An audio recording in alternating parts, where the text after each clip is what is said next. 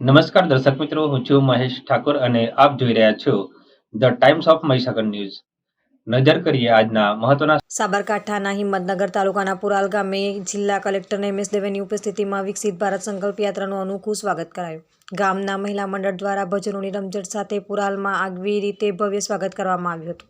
આ પ્રસંગે જિલ્લા કલેક્ટરે સરકારી યોજનાઓ વિશે જાણકારી આપતા જણાવ્યું હતું કે દરેક લોકોએ સરકારી યોજનાઓનો લાભ લઈ અન્ય લોકોને પણ યોજનાઓ વિશે જણાવી આંગળી ચીંધવાનું પુણ્ય મેળવો.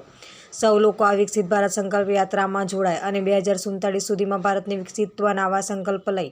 આ પ્રસંગે ઉપસ્થિત સૌ નાગરિકોએ વિકસિત ભારત સંકલ્પ યાત્રામાં સહભાગી થવા તેમજ વિકસિત ભારત 2047ના સ્વપ્નને સાકાર કરવા પોતાની ભાગીદારી નોંધાવવાના સંકલ્પ લીધા હતા.